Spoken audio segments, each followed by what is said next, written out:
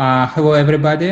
Again, last couple meetings, we were speaking about the position of church in God's eyes, that it is a new nation and separate from all other nations of the world.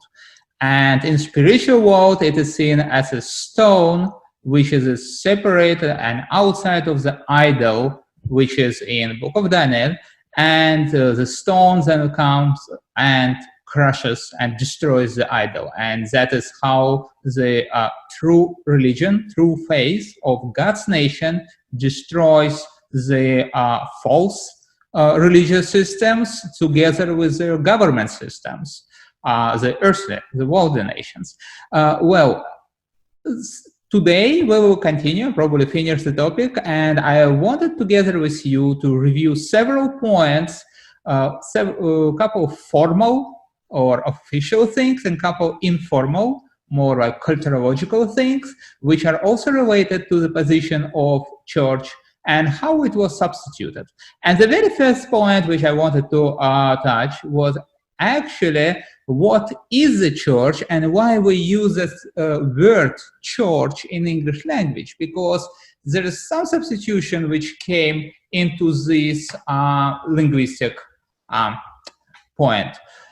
The word church in English and in many European languages like Kirche in German, Cerkov in Slavic languages, it originates from Greek word kyriakon, which comes originally from the word kyrios, which means lords, or something belonging to the Lord, or something belonging to the master, from the word kyrios. And that is actually not the word which is used in Greek text of New Testament. The word kyriakon in New Testament actually is used only in two places, and in both places it is correctly translated as something belonging to the Lord. We can see it in 1 Corinthians 11:20, where it means Lord's Supper, and in Revelation 1:10, where it means the Lord's Day. Those are the only words where the kyriakon is used. All other places in New Testament where we translate it as church, it is actually a Greek word ecclesia, which is completely different root as we hear, and it has completely different meaning. The word ecclesia comes from word kaleo, which means to call together, and this is a name which means more assembly or congregation of political and judicial power. That is the meaning of it. And it is interesting that in the first translation, and now we will touch and we will analyze why this word was used in English language, in Greek language. But first I wanted to mention that in the very first translation of New Testament into English, Wycliffe was the very first, then I mean the Tyndale's translation also, the word ecclesia of Greek text of New Testament was translated correctly. It was translated as congregation. And you can see here, for example, in Matthew 16:18, the famous text about church, Tyndale, in that interesting English spelling of his time, he translated ecclesia as congregation. And that's how it was in all other places. But when Tyndale's translation was taken as a the foundation of King James translation, already government authorized translation, which was made for state English church, with King James approving the translation, it was brought to his attention that the word ecclesia can be translated in two ways. It can be translated as congregation, or it can be translated with the word church, which means belonging to Lord, a building, because kyriakon, which is something belonging to Lord, means also a building belonging to the Lord. So the original meaning of the word church is actually a building. And that's exactly why King James thought that we should use this word. We should use the word church because it is State Church of England. And congregation is something fuzzy, it's something non-controllable, it's something not official, but we want something formalized. And that's why it should be about buildings, because we control buildings. And that's why we will use this word. That's how this word came to English language. Of course, later with development of Protestant movement and what we know now, we usually tell that church is not building, church is the people. That's where we actually return back to the original meaning of the word ecclesia, congregation. But there was serious attempt to modify this meaning. Well, now we should see also that the word ecclesia, there is at least several places in Bible where it is translated correctly. And let us see it. It is, for example, in Book of Acts 19:32, where the word ecclesia is translated correctly in English, King James Version also. Some therefore, I read Acts 19:32, some therefore cried one thing and some another, for the assembly was confused, and the more part knew not wherefore they were come together. So what is meant here? The word ecclesia is correctly translated as assembly, which is a political entity of the city, people coming together, something like parliament. But it was like very broad parliament where all men of the city were participating, all free men. Another place, there are actually only 3 places in New Testament that the word ecclesia is translated correctly. And another place in Acts 19:39, the same context. But if you inquire anything concerning other matters, it shall be determined in a lawful assembly. Again, lawful assembly, it is a political entity here. And another place, it is kind of the same context, is Acts 19:41. For we are in danger to be called in question for this day's uproar, there being no cause whereby we may give an account of the concourse. And when he had thus spoken, he dismissed the assembly. Again, the word assembly here translates the word ecclesia. That is the only 3 places where the word ecclesia was correctly translated into English, in contrary to the church used instead of it. So we understand that in God's terminology, the terminology which he had put through apostles into New Testament, this word must be used. Now my question is, why specifically this word is used for assembly or congregation or gathering of the people? Greek language is very rich language, and it has many synonyms for assemblies of people. For example, they could use the word synagogue. Good word. Jews decided to use this word, and what does it mean? Syn, the prefix syn, means coming together, and agoge means learning or training. So the word synagogue means learning together, which is a good word for a place where people come to study scriptures together. That's why Jews actually took this word for their congregation. Or so that could be a good word for church, right?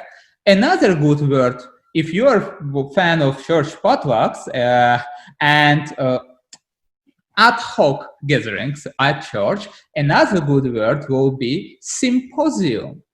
Though nowadays it's mostly used in scientific academical context, but the original meaning is from prefix sym, together, and pinein, that's the verb to drink. So it's actually drinking together, it's partying, drinking and eating. It is a church potluck. That also could be a good word, right? But God did not choose synagogue, God did not choose symposium. Through his apostles, he did not choose even more precise meaning probably for religious denomination. Greek language has 2 words which can mean religious denomination. It is kinonia or airesias. Actually, from word airesia comes English word heresy, which is pretty much denomination or teaching, religious teaching. But God did not choose those words also. So he did not choose any words for any kind of congregation, but he chose specifically ecclesia. And ecclesia he was chosen because this word is a governmental assembly. That's the only word of congregation, which means a governmental assembly, an assembly convoked by special officers and possessing political power and judicial functions. So God sees his church as a parliament or like a political and judicial entity for his nation, because his nation is a nation, his people is a nation. It's like a country. Yes, it is spread across all planet, across all countries of this world. It's spread, but it is still a country. It is still a state. It's God's kingdom on this planet, and yes, it has its own political entity. That's what ecclesia is.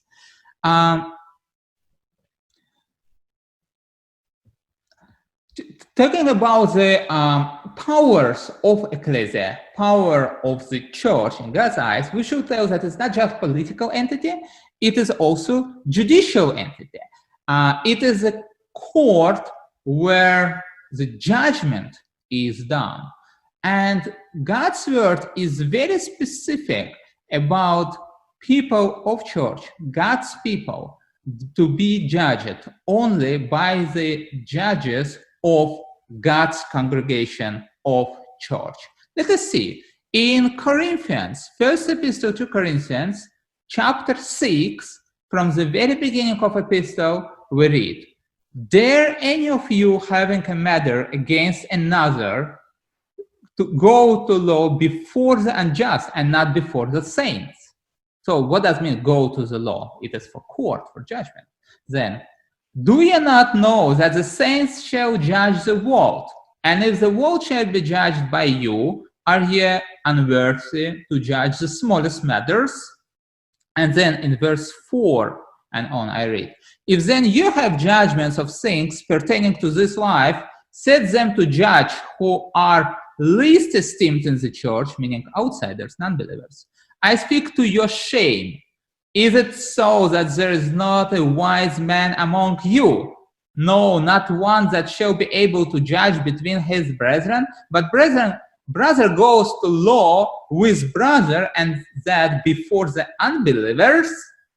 So Apostle Paul actually tells it as a shame that people in church, believers, go to judicial power of the state, meaning in that case Roman Empire, or that province, Achaia province of Roman Empire, where Corinth was. So because the judgment should be done in the church, the judgment should be done by elders of the church. That's because it is country and citizens of the country are subject to the law and judgment of that country. And this country is not worldly country, it's different. So this understanding actually that believers should be judged by their religious leaders, it is not unique to New Testament. If the same understanding was for for Jews, and the same understanding was in Eastern countries, Central Asia and Middle East, through all history until recent times, until modern times. For example, let us see Roman Empire. We'll often tell that Roman Empire is so suppressive and they conquered Judea. Yes, they did, but Jews were supposed to judge their criminals or any other cases according to Jewish laws by rabbis. And we see it in John, for example, 18th chapter of Gospel of John, verse 31. Then when Pilate tells about Jesus, "Then said Pilate unto them, Take ye him and judge him according to your law." The Jews therefore said unto him, it's not lawful for us to put any man to death. So over here they tell about limitation. So they were given all powers to judge according to Torah, to law of God. They were given power to judge and condemn and punish in many ways, but not just not putting to death. By the way, there was an exception. If a person came to the temple and defiled and did something wrong in the temple, defiled the temple, they had permission to kill that person in place. But for all other cases, it was impossible for them to put to death. So Romans did limit it, but they still had religious courts. Interestingly, the same idea was maintained in Middle East through Middle Ages, how I was telling. In all Muslim empires, Jews and Christians had their own courts, and Muslims had their own courts. So this idea that the judgment should be done by theologians, at least, if not prophet, if there's no prophet around, not possible, at least a person well-versed in God's law. This idea was in that culture, in that territory. Even in Quran, it is explicitly told, and that's how it was applied. We can read in Surah 5, verses 43 and 47, what is taught about Jews and Christians.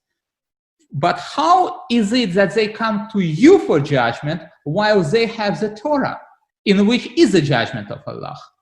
And in verse 47, it's taught about Christians. Let the people of the gospel judge by what Allah has revealed therein, meaning in gospel. That's the instruction and how it was functioning in those countries, that Jews were judged in synagogue, not inside synagogues, but by rabbis, and Christians were judged by patriarchs or some leaders of Christian churches. So the situation which we have in this world now is purely Western, modern, totalitarian approach of government to judicial system. The system where government takes full control over judgment and does not leave it to God's nation to judge its people. In the United States, they tried actually to alleviate the situation a bit. That's why religious systems can have mediators, but it's just mediators, but it still does not have real judicial power. I want to emphasize now that I don't talk about unity of church and state. No, the church and worldly state cannot be united because church is a separate state. Church is not this worldly state. But this separation does not mean submission. It does not mean that the church must be submit to worldly state. Well, talking about state, actually, we know, and it is very well shown in American system, that there are three branches of power, right? Which branches? We know it from school: judicial, legislative, and executive. Let us see. Actually, God shows in Bible these branches, and something interesting, what we do incorrectly about those three branches. In Isaiah, in 33:22, Isaiah 33:22, I read, "For the Lord is our judge, the Lord is our lawgiver, the Lord is our king. He will save us." Well, I see all three branches of power here. Lord is our judge, judicial power. Lord is our lawgiver, so legislative power.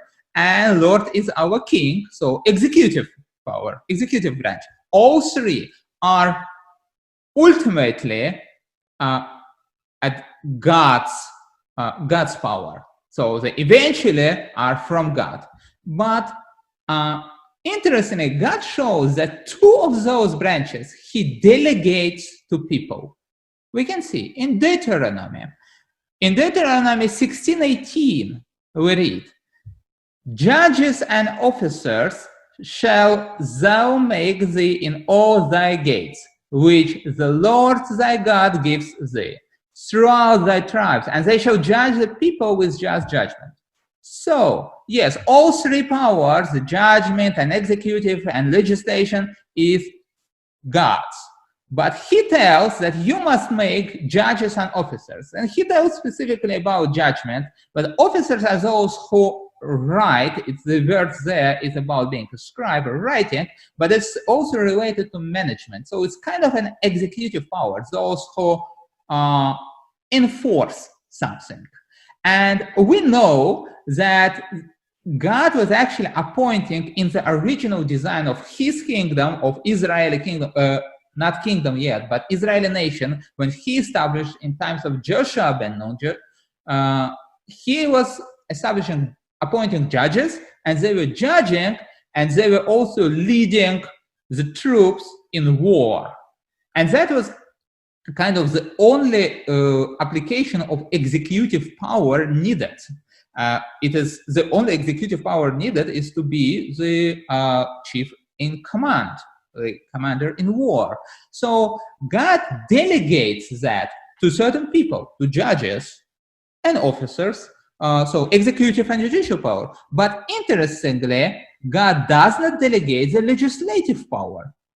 Okay, we'll touch it. So, but by now, we see that judges are appointed by God, ideally prophet, or high priests, or priests were also serving as judges in ancient time, but at least theologian, because the judgment should be made according to God's law. The whole idea of judgment in the Bible is, let us read it, Exodus 18:16. What does Moses tell? Exodus 18:16. When they have a matter, they come unto me, and I judge between one and another, and do make them know the statutes of God and his laws. So the whole idea of judgment is about God's statutes and God's laws and God's will. So it's not about studying years in college, about precedents of some decisions of people, or that is about Anglo-Saxon system of judgment, right? Or about precedents. So somebody sometimes 100 years ago did it, and that's how it was decided. Or the Roman law, the second large system of legislation in the world, is about codex of laws. It's not precedent-based, it's a codex-based, and it's a Roman system of law.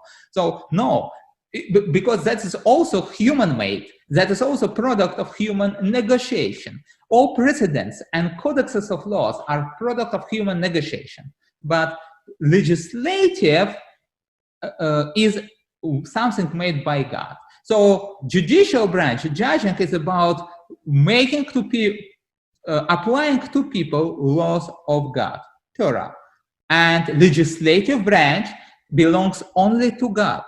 We read that in James 4, for example, where he writes that there is one lawgiver. And that's what we see through all Bible. God never tells any person, any human being in Bible to make law. Not any law, not any very smallest law. No, only God makes the laws. People can just apply laws or misapply them. So it means that people cannot judge against God's law. That is illusion. And people cannot make up new laws contradicting to God's law. Wait a minute. Can we make laws changing laws of gravity? No. Can we make a law changing how multiplication is done, or changing the pi number, or speed of light? No. Then why do you think that we can make a law legalizing murders? I speak about abortions, for example. This is a legalized murder, and people think that they made law about it. No. The best thing which our Congress can do is making orders. So speaking in legal language, Congress doesn't make laws. Congress makes an orders, and those orders can either go align it with God's law or contradict God's law. If they contradict, they are not applicable to God's people, because we have only one lawmaker. Look, Daniel was on a very high position. He was vizier, which was a counselor of the king. in Babylonian Empire, and after that, when Persians conquered it, he was the same position in Babylonian kingdom of Persian Empire. And did he live really by Babylonian or Persian law? Those laws for him were like orders, but the real law was the law of God. And when those laws were contradict the Persian laws or anything, orders were contradicting the law of God, worse for them, they're ignored. That's why his opponents knew it. His enemies in Daniel 6:5 tell, then said this man, we shall not find any occasion against his Daniel, except we find it against him concerning the law of his God. They knew that there is no other laws for Daniel. And when the order of the king was against law of God, it's ignored. Well, we already talked that church follows God's law, not state's law, which is not law for us. Interestingly, even not official religious decisions or legislations. It's not something like church manual or something which is decided by some conferences or by some bishop or cardinal or anything.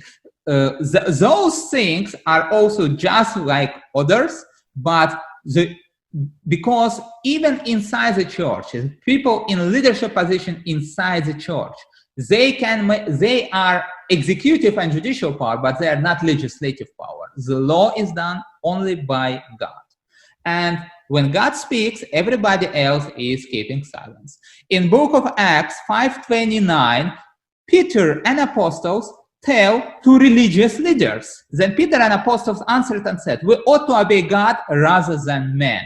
They did not tell it to Romans, and they did not tell it to other fishermen. They were telling it to priests and high priests, the people of the highest religious authority. But God's law is a law, everything else is a lower level. That's how it's supposed to be for the church. Now regarding executive law, that's where usually people get confused, because sometimes we read such an interesting verses. For example, in Peter 2:13, first epistle of Peter 2:13, we read, submit yourself to every ordinance of man for the Lord's sake, whether it be to the king or as supreme, or unto governors, as unto them that are sent by him for the punishment of evildoers, and for the praise of them that do well. Well, here Peter obviously speaks about executive power. So we told the legislative power is only God. Judicial power are only those who know God's law and judge according to God's law. And what is executive power for us? The one who just has power. In this case, it's the kings or governments. Why? Because they can punish, because they have weapons, etc. That is executive power. So read in Romans 13:4, for example, Paul also describes, for he is a minister of God to thee for good, but if thou do that which is evil, be afraid, for he bears not the sword in vain, but he is a minister of God, a revenger to execute wrath upon him that does evil. Again, he speaks about executive power. So our respect to civil power should be only on this level. Is there just executive branch for us?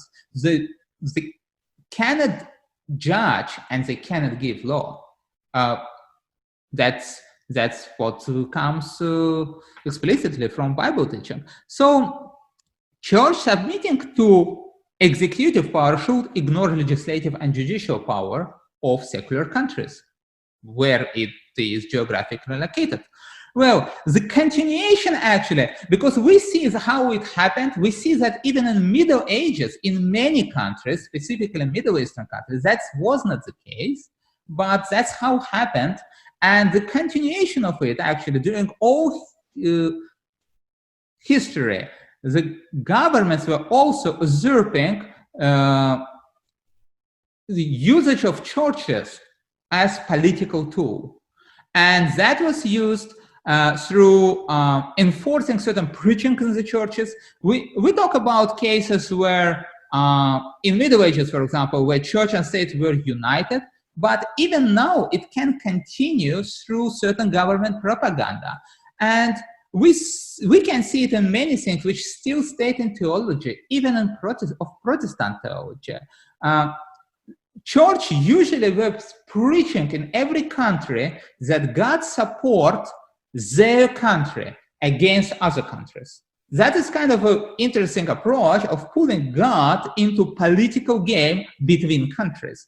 And that was what's happening, for example, in Middle Ages, when there were wars between Saracens and Spanish and then French in Iberian Peninsula in Spain. The Catholics declared that these Saracens are locusts, which are in Book of Revelation. Interestingly, later when Crusaders were invading into Middle East, and like there were Muslims and Jews and Christians in Middle East suffering from them, Syrian Christians or Christians of Asia Minor, they were telling that Crusaders are those locusts. So they were preaching the same thing against those Catholic Crusaders. So the same attempt to use Bible as a part of own political agenda.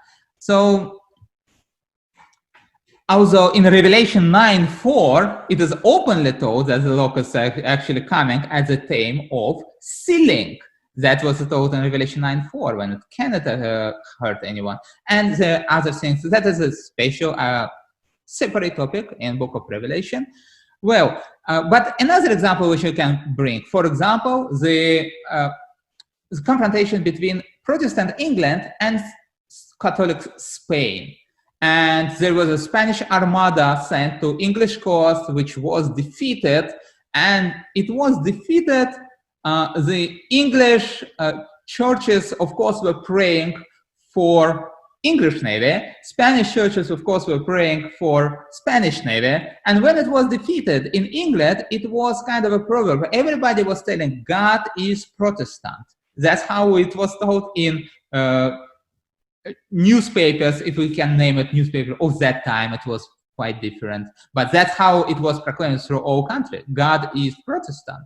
Or think about First World War or Second World War, and the Christian countries pretty much fighting with each other. And while here in America they were praying in all churches and preaching in all churches for victory of Allies, guess what they were preaching and praying about in Germany? Vice versa. So when the church is in submission to government, it is used as a political instrument. And that is so sad, because God is not into all that politics. Modern evangelical churches mostly look at the Middle East political situation and see Israel, country which is there, which is just worldly, ordinary country like all other countries. They see it as the same as Israel of Bible, which is not the same. The Israel which is in modern time Israel is not God's nation, it's just ordinary worldly nation. But it leads to certain political consequences from that evangelical Christians. Again, wrapping Bible around your own political agenda, that is something what countries do and secular countries do, and unfortunately church quite often follows this trap. Interestingly, in Bible we see examples where God, even through his prophets, was preaching even against his own nation. We can see it in book Jeremiah.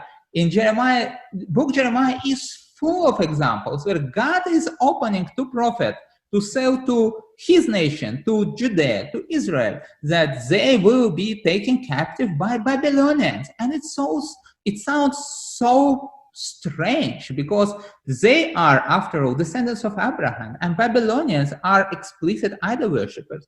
But God, again, God is not into politics. If he needs to use idol worshipper Babylonians to punish bad Israelites, he does it. And Jeremiah was so many times punished for it. He was put into jail. He was suspected to be to betray his country. And for example, we read in Jeremiah 37:13, when it is told to him openly, "Thou fallest away to Chaldeans," because he wanted to go from city to another place. So, and he was put in jail. So, this idea that even Israel can be not as a God's nation in some cases, in some application, it can be seen in the Bible even earlier. For example, when David makes a census, you remember it? It's a very bad example. It's a very bad error which David made. So many people died for it. Why? Why was he making census? Because of taxes and army. There are usually only two cases why kings are counting their people: to organize a taxation system and to evaluate the size of the army. Now, the God is against it because if David does it, he sees God's nation, Israel is God's nation, he sees God's nation as his own political instrument with financial and military dimensions, that he can use it in financial and military applications. And God is against that. And even his general job is against that. That's why it is written, we can read it in Chronicles, 1 Chronicles 21:6, that Job does not count Levites. 1 Chronicles 21:6. Job goes to make census, to enforce census and count people across all country. But 21:6, but Levi and Benjamin counted he not among them, for the king's word was abominable to Job.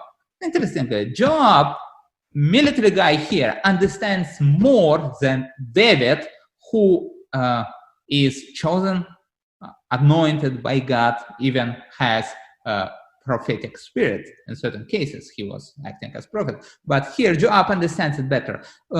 Regarding Benjamin, it's kind of very clear because Benjamin is a tribe of Saul,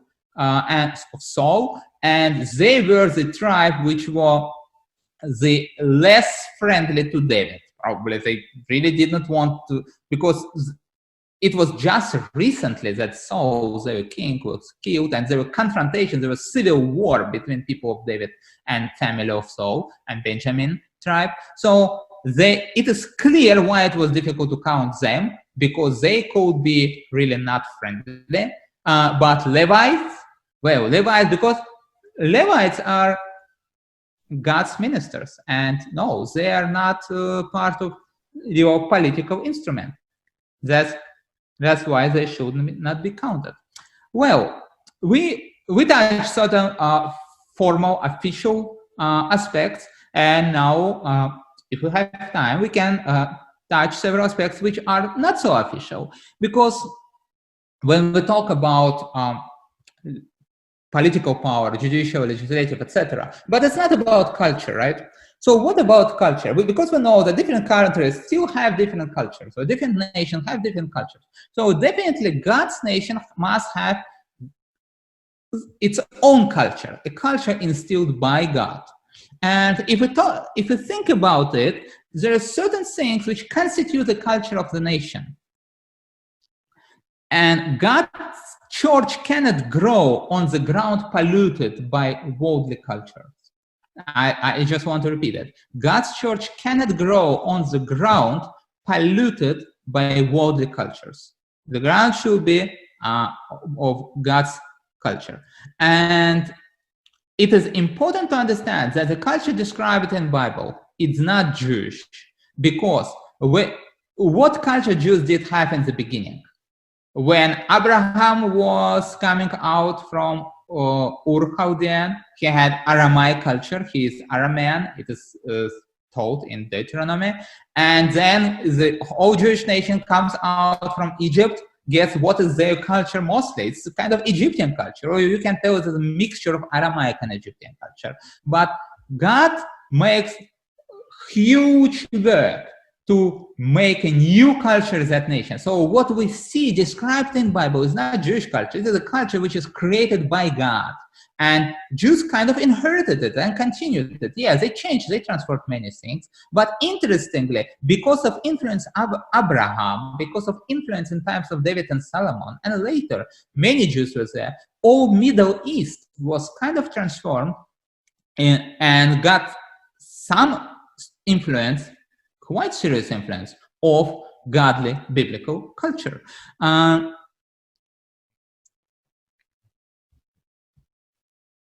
So when it is taught that those things in the Bible are inapplicable to our society, yeah, of course, because if our society is Gentile, very far from God's culture, it will not be applicable. But God wants people, his people, to live as a different kind of society. So the very first thing in the culture of whenever nation or country you see, the very first thing which makes impact of the culture is a history of the nation.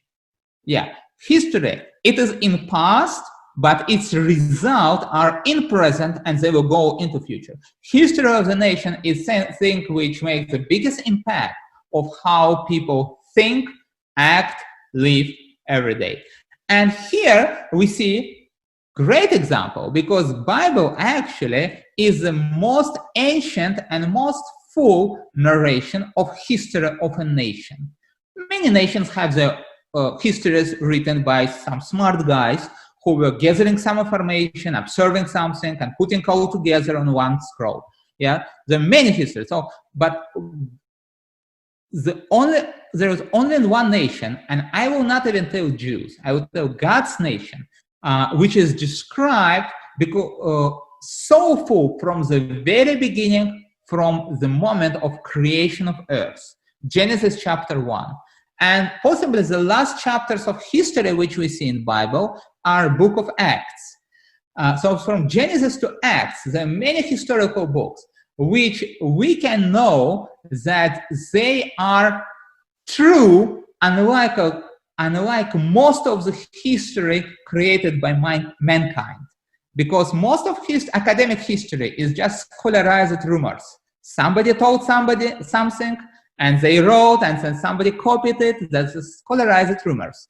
And it can be true if you find good evidences, and many evidences from many points. Yeah, most probably it is true, but you must dig it up and find where these evidences come from. Probably they can be based on somebody very long ago lying.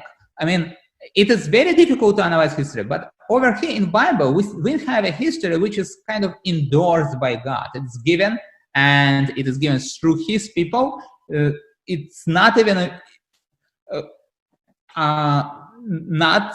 many of them refer to previous evidences, not documenting it, often not documenting it the usual way how academic history is documented. Although Luke was trying to do it, but Moses did not.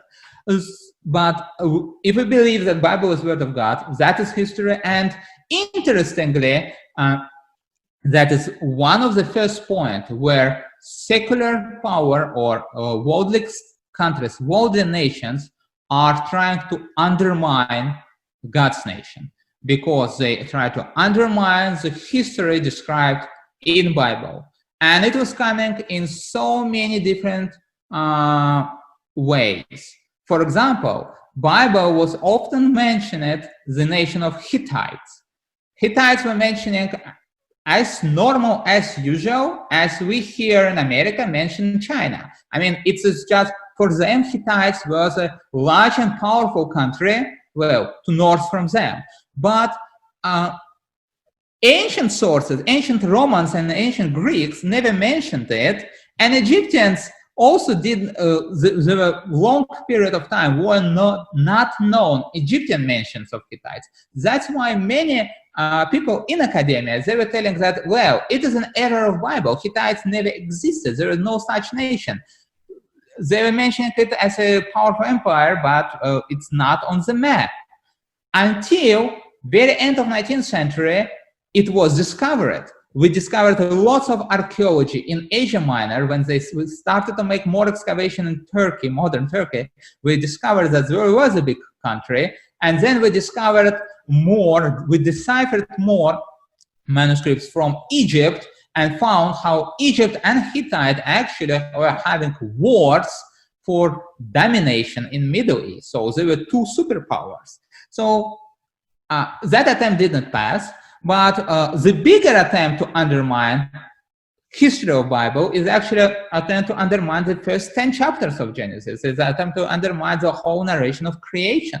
And it is made, interestingly, it is made in order to destroy the culture of God's nation, but it is made so much with our money. Because guess who is brainwashing children with some propaganda? I mean, biology is a science, like 95% of biology is science, but there's some 5% of propaganda. And for some reason, in education curriculum, in schools, that propaganda part is put so much. And who is paying for those churches? Believers also, our taxes. So it's a very unjust system where God's nation is robbed, and that resources are used then to undermine the culture of God's nation through undermining history. Very connected to history are feasts, right? Every nation has certain things to celebrate and certain things to mourn. And God's feasts are described in Torah. There are 7 things which Lord names his feasts. It's in Leviticus 23. Chapter 23 is all about feasts of the Lord. I read Leviticus 23:2. Speak unto the children of Israel and say unto them, concerning the feasts of the Lord, which ye shall proclaim to be holy convocations, even these are my feasts. And then whole chapter he describes, and there's 7 things: Shabbat, Pesach, Passover, Yom HaBikurim, the feast of first fruit. It's the 3rd day after Passover. The Shavuot, the Pentecost, is the 7 full weeks passed after Passover.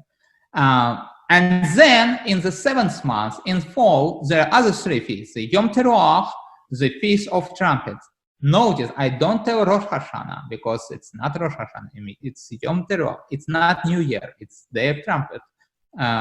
Day of Trumpets. Then Yom HaKippurim, Day of Mercy, or Yom Kippur we'll also name it, and then Sukkot, the day of Feast of Tabernacles or Feast of Booths. So those are 7 things, and interestingly, those 7 things are 52 Shabbats in a year. And Sukkot is 7 days, it lasts 7 days. So the 12 days in those 6 calendar feasts, 12 days and plus 52 Shabbats. So in total, there's 64 days in a year, which are feast days, 52 plus 12. Well,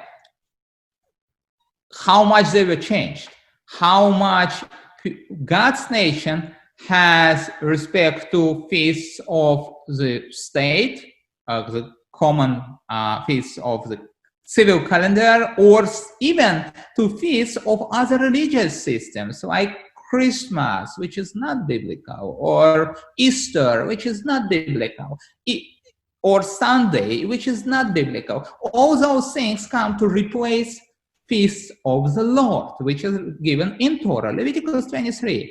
And interestingly, it happened not only to Christians, it happened to Jews also. That's why I don't tell Rosh Hashanah, because New Year, the Rosh Hashanah means New Year, right? And when they celebrated it in September, on the day which is named Yom Teruah, the Day of Trumpets. But is it really New Year? What does the Bible tell about New Year? In Bible, we can open Exodus 12:2 and read. It's about Passover. And at the Passover, God tells to Moses, this month shall be unto you the beginning of months. It shall be the first month of the year to you. Very open. When does the year start? For us also, the year starts in the middle of March, 2 weeks before the Passover. 2 weeks before the Pesach. That's why that month, September, October, was always named seventh month. And Yom Teruah, Yom Kippur, and Sukkot, all those three feasts are in the seventh month of the calendar.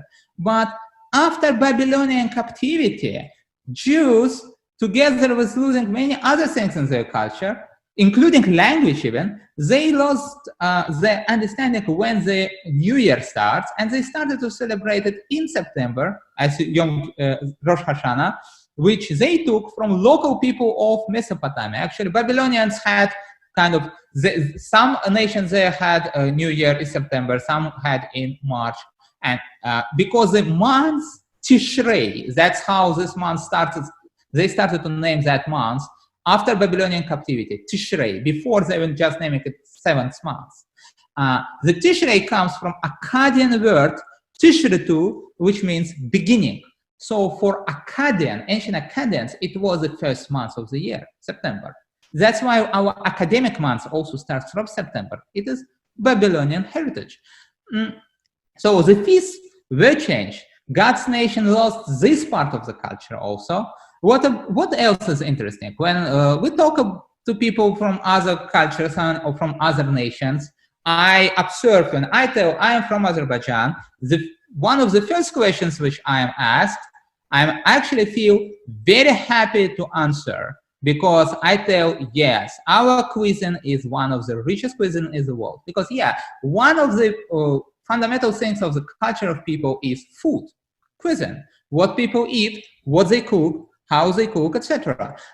Did God work on creating that dimension of the culture of his nation? Of course he did. There are certain principles of food which God puts in the Bible for his nation, but there are certain other principles which people started to follow, and they follow in worldly nations. God's principles, there are two, actually, two. One is creation model, another is health. So principle of food are creation model and health. How? We see that God makes distinction between clean and unclean animals. And he tells that originally plants are given for food, and that is original God's design, plants. But after that, because after the floods, there was certain degradation in biosphere, and in certain areas it was even impossible to live only with plants. Good luck being vegetarian when you are Eskimo. It's impossible in far north or somewhere in desert where nothing almost grows. So it was given, or in some islands also where there are not enough plants diversity with nutrients, etc. So it was allowed to eat certain animals, only clean animals. So why do I tell that over here the creation model is in food model? Because first of all, by creation, plants were made as fabrics of food. Plants are those which produce food, and animals, many animals are made, I believe, as our co-neighbors on this planet, but there are certain animals which are made as garbage processors, and besides swine, obviously, or like sharks, etc., but there are also many small beings like insects, different arthropods, etc., worms. They are definitely garbage processors. And there is one more kingdom of living beings created, fungi, the mushrooms. They are also saprophytes, garbage processors. So all those things God didn't give for food. So he gave plants originally, and then he allows clean animals. Interestingly, if we know that after the sin, the first sin of Adam, the whole biosphere of the planet goes to degradation. And if we look on animals, how they were changing over the time, we can observe that some animals degraded much more than others. And guess which? The unclean animals is by definition those animals which degrade faster. The clean animals, and there are very few of them, right? They're mostly like rams, sheep, goats, cattle, and deers. So they're some fish, so they're very few. They degraded to less extent. So that's why I believe it was important for people also to eat those who degraded less, because somehow it affects our health. And here we'll come to the point of health in nutrition. But yeah, another important point also related to creation model is that God explicitly tells, do not eat with blood. In Genesis 9:4, he tells it to Noah, flesh with the life thereof, with blood you shall not eat. Even evangelical Christians should know it also and should follow it, because even in the book of Acts 15:29, where apostles tells about what the converted, proselytized Greeks, etc. should follow, they tell, Acts 15:29, that ye abstain from meats offered to idols, and from blood, and from things strangled. And strangling is actually a manner of killing, and how it is killed now in Western world, mostly in farms. The cattle or chicken, they are killed with electricity. The strangling is meaning that the organism is made not able to breathe, and it dies from suffocation. Killing those animals with electricity pretty much goes this way. The shock, the brain switches off, it does not breathe, and it suffocates. So it is strangled. And according to Bible, if you want Old Testament, if you want New Testament, here in Acts 19:29, it is unclean, eating with blood when blood is not drained, or when it is killed, not according to the way how it should be killed. And it is known now still that blood should be drained if animals are slaughtered for food, if you are meat eater. But original design is even eating only plants. If it is possible, it's better. So principles of the worldly nations, are quite different. And yeah, what we thought about health is kind of replaced here with other things, and the creation principle is even not followed. So the principle is mostly like gluttony, sensationalism, so chasing what can satisfy our senses, what is kind of delicious, etc., and profit. Well, and it fully replaces the whole food culture, because on one side, rich nations which enough resources start inventing over sophisticated exotic meals which combine things which normally are not combined, should not be combined because they kind of biologically contradict to each other, and they mostly it is China and Roman Empire, and they come to certain tastes which are not natural, which do not exist in nature. Nowadays, with chemical industry serving so much the food industry, there are even more tools of creating artificial tastes which do not exist in natural food. So it is a sensationalism in food culture, chasing certain new experiences in food culture. And on another side, it is gluttony also, and consuming more than needed and more than needed of things which are just giving more satisfaction through senses.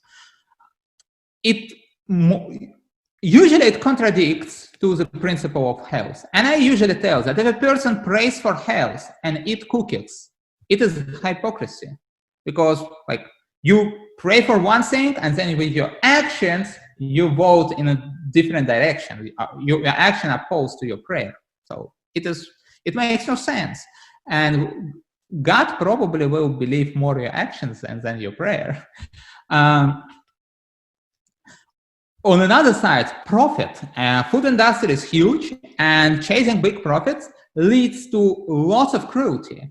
And it is also part of our food culture, of not our, hopefully, but this worldly food culture. Industrialized farming is an example of huge cruelty towards animals.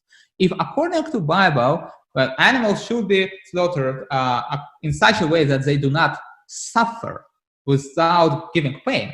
Industrialized farming gives suffering to those animals even during the lifetime of those animals by keeping them in inconvenient premises and treating them as objects which just must grow and die without. We all know that difference between old style farming and modern farming. And why is it made? It's made to make, mostly to make meat cheap. And popularizing making meat cheap and popularizing consumption of it creates lots of income. Another way, actually, because it becomes more and more difficult to making meat cheap, because more people, more consumers, less resources. Now food industry explores new dimensions, mushrooms or arthropods, those organisms about which we thought they are saprophytes, never designed by God to be food. Actually, they often tell that mushrooms can be counted as plants. Well, we know scientifically that they are not, but can it be that in Old Testament they were counted among plants? And no, it cannot, because in Book of Genesis 1:30, when we read what was given as food, and in Genesis 9:3 also, it is told plants are named with the word green herb. It is the word yerek in Hebrew language. What is translated here as green herb, it is the word for plants, and it comes, Hebrew word yerek comes from the verb which means to be green. So it is even linguistically in Bible connected to being green means chlorophyll, photosynthesis. Why? Because photosynthesis is the process on this planet of making food, and plants are fabrics of food. So not mushrooms, not saprophytes, but this is now popularized together with different arthropods, different insects, and bug protein, as it's named. Why? Because it is very cheap. It allows to feed more people, spending less money, less resources. Well, I understand when they think about it, feeding starving people somewhere, but it's not only used for feeding those people who die from hunger. It's used just also as a method of business. And one of probably the best ways would be to go more with plant production instead of meat production. That would allow to produce much more food on the same land, on the same nature resources. So all this, interesting, we told that it's gluttony, sensationalism, and profit. But interestingly, when we compare to those God's principles of health and creation model, which model creates richer cuisine with more variety? And if we compare just modern cuisine, modern food, with food of Middle East, and we really see the difference, because how it was put, I was reading recently an article, and it was told that modern food is mostly main vegetables are potatoes and tomatoes. The most popular food are potato, tomato, and flour, sugar, vegetable oil, processed cheese, chicken, and beef, simply put together in different configuration. So it was less than 10 main ingredients. And it is very poor in its variety. And the most of variety is made through different configuration and different additives, artificial flavorings, etc. So biologically speaking, it's very poor. And yeah, of course, it cannot be healthy also. I don't know, regarding time, I think we ran out of the time. Am I right?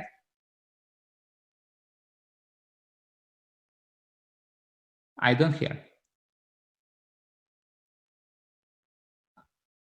Did we run out of the time? You can finish if you wish, but how many minutes do you have? We still have some time, about 10 minutes. 10 minutes. All right, then I will probably skim through it. So besides food, so the next probably point would be about clothing. And we know that people of different nations have different model of clothing. And again, the different principles leading the culture of God's nation. It is the God's design of clothing was to cover body, not to accentuate. And it's modesty, not provocation. And again, not sensationalism. You know what kind of sensationalism I mean. So God's design for God's approach to clothing is completely different from what is proposed by the world. There are multiple phenomena. It sounds like small phenomena like music, sports, movies, television, internet. Those all things are part of the culture, and they are taken differently by God's nation and by worldly nation. Historically, music had the most important, the biggest impact. And it was even that many times countries, conquering other nations, they were prohibiting, banning certain kinds of music or musical instruments. Like bagpipe was banned in Scotland in 18th century. Or in Poland during Second World War, because it was also popular Polish instrument. Because music is a very important on that emotional part of the culture. And it became so important instrument in worldly culture nowadays that churches often kind of copy the same thing to churches, which should not be copied. Sports, movies, television, internet, I just name it now, we're running out of time, but each of them is a huge business, and each of them is a big part in our culture of people if we evaluate the amount of time which people spend on it. Another thing, people define success or aims of their life by it. Movies, television, sports has big impact here. People set role models, usually children. Children set role models according to those cultural phenomena. There were times where like famous musicians or artists were role models. Now, internet influencers are actually important role models for children. So, and they define mentality of people. Many things which come to society and become norm in society, they originally were in movies, and they come to society through movies. So movies is an important instrument in promoting of new values. Another thing is a family system, which also in the world is very different. And recently I heard and I read, I didn't believe my eyes, that the word patriarchal became in this world, at least here in America, it became something bad. And people like, at least secular people already are using the word patriarchal as some bad model of society. Well, according to Bible, it is complete norm. So over here, it's also changed. So if we go through these things, we will see that actually if God's nation will return to God's culture, to what it will lead. And it is written in Bible. It is written in Bible that in Mark 13:13, for example, let me read. In Mark 13:13, Jesus tells, "And ye shall be hated of all men for my name's sake, but he that shall endure unto the end, the same shall be saved." Yes, if God's nation will be so much different from worldly nation, God's nation will be hated because there will be big antagonism. Another part, in John 17:14, Jesus tells, "I have given them thy word, and the world hath hated them, because they are not of the world, even as I am not of the world." So Jesus tells that the world hates people who keep God's word. So over here, I can say that if world does not if we don't see hatred between this world and God's church, it does not tell that the world becomes better. Probably we are too much in the peace of the world. I know that time is, we should finish now, so probably we'll stop here. The mission of the church is not to integrate to society, it is to disrupt the society. That is what God called his church to. That is what we see. The book of Acts is always taught about church in Acts 16:20 with Re. And they brought them to the magistrate saying, these men, being Jews, do exceedingly trouble our city. And every place where they were coming, they were told to trouble and disrupt the society. And that's what will eventually be done by God's remnant on this earth, and that's when the stone shall crush the idol. That's all. Thank you. Would you pray for us, please? Yes. Lord Almighty, we thank you. We thank you for everything what you do for us. We thank you for that you work with us, your people. And we want to be your people, and we want to serve you, and we want to be transformed by transformation of our mind, but not be conformed to this world, but be people of your nation, people of your culture, people of your mission and your vision, and to serve you as you want us to do, so that there will be possibility for us to complete, to implement the big mission which you give us. Please give us power for that, and teach us and charge us with energy and strength from you, because we cannot do it ourselves, but we need your guidance. Glory be to thee. Amen. Amen. And